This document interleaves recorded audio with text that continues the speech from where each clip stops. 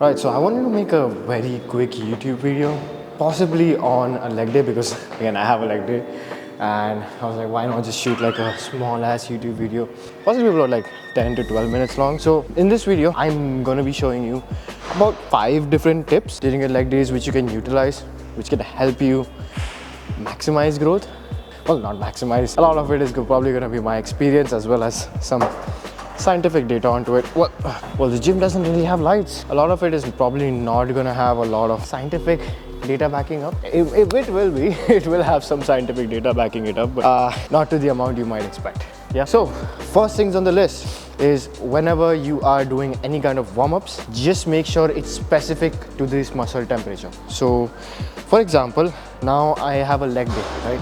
So whenever I have a leg day, what I tend to do is I tend to make sure that my specific muscle group, my legs, are completely warmed up. And how I make sure I do that, I go on the either elliptical and just utilize my legs over there more, or I go on a cycle. Yeah, I go on a cycle and then I use that.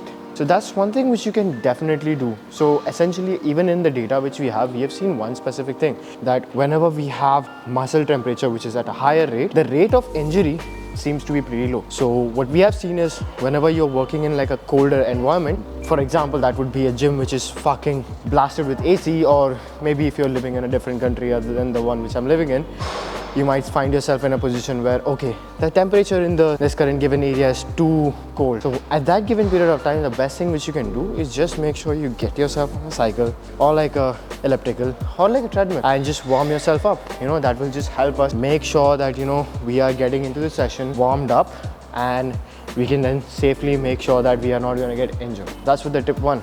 Either way, so I'm gonna go get warmed up and see you guys in the leg session. So next step is gonna be with the leg curls. So whenever you are performing leg curls, just make sure your toes are always pointed up. But we just have some amount of data so that it helps with activation. Not much, but is that. Another thing which I would say, especially with the leg curl, is going to be the fact that try not hyperfixating on the stretch here. You know, previously when I didn't know what I was doing, what I would do is I would just take this thing and I would just crank it all the way up. Yeah. And I would just like keep my leg up like this, right? And then I would just like try to force my knee like down like this. Now this, it was fine initially, honestly it was fine. But the problem was that later on I started getting pain on behind the back of my knee, right? And the pain just kept getting worse and worse because again there's like a braking force which is going down like that. We don't want that. Ideally, just get this thing down to neutral, yeah, down to neutral where it's not really hyperfixating on the stretch, but at the same time it's giving you enough to come back to your resting muscle length, right? So that's what we would want to do, you know. Again, if you are doing some form of a hip hinge, I don't think on this specific exercise you have to worry about stretch. You know, it's not necessary, honestly. Like, you have already pressed that button with that hinge. Why are we doing that on the leg curl, right? So yeah, that's with that. I'm just gonna go ahead and go on my first set.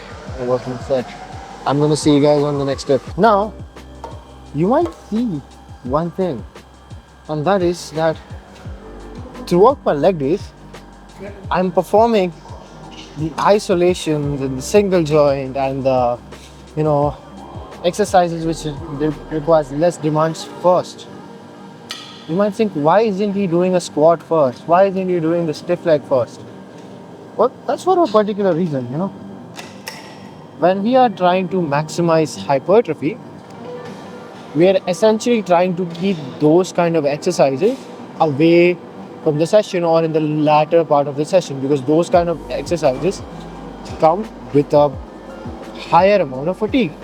Now, when these exercises come with a higher amount of fatigue, and even though those exercises may be beneficial for performing a stiff, even those pointed up, do the same on the extensions as well. Woo! Third tip is probably going to be the fact that leg extension may not just be enough for your quads.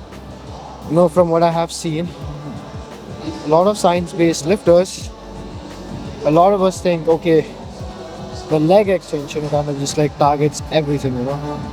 So we may just not really need a squat pattern, which may be true in some cases, well, depending upon how satisfied you are with your quad growth. But it may very well not be true for a lot of people, especially if you're someone who's going to be competing, and especially if you're someone who's going to maximize growth. We want to have a squat pattern in the routine, and we want to have an extension in the routine as well. Both of these things have their own place, especially in a leg day. You cannot complete a leg day without a squat.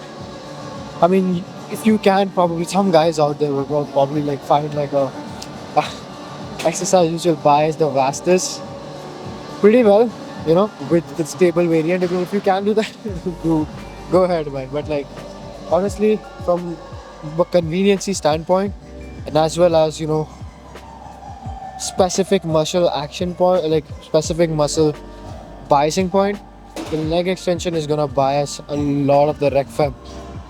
Yeah, and the squat pattern is gonna bias a lot of the vastus group, which is what we want if we want complete growth. If you don't want complete growth, obviously leg extension would be enough. If you just think, okay, leg is like it's not really that important for you to train your legs, extension may just be enough. I have, I think, few of my clients who just don't like training legs, but at the same time they just want to get enough to get the stimulus. Just program leg extensions, nothing else. I'm gonna go start warming up for my pendulums.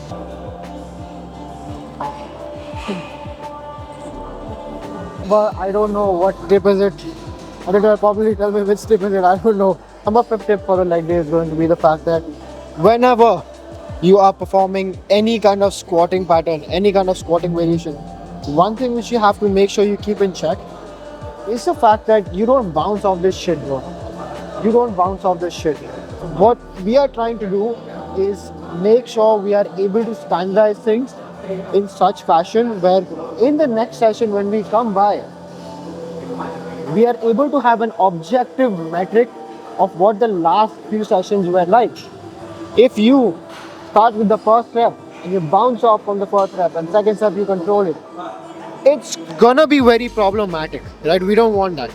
What we want to do is make sure all of the reps are controlled, all of the reps are not bounced off reps, so that we can make sure the entire session is standardized. And again, you're probably gonna save yourself with a lot of knee and tendon pain. So actually guys, while recording my camera died, but essentially the tip which I was trying to give you guys over here was just to tell you guys that make sure to do your own cardio on time, because especially whenever we are training legs, what tends to essentially happen is we tend to not recover properly and we tend to give out on the set purely due to a cardiovascular issue, because whenever we are doing even a set of 8 on a squat is very cardiovascularly demanding if you're again doing it heavy enough. So again, yeah, just make sure to do your own cardio on time. And that is it for this video. It's a pretty quick video which I wanted to make and put it out there on YouTube. Again, if you guys have any other follow-ups, questions on this, feel free to write it down in the comments. Anyways, like, share, follow, do whatever you can more, and coaching links in bio, all that bullshit. Yeah, you can. Yeah, bye bye.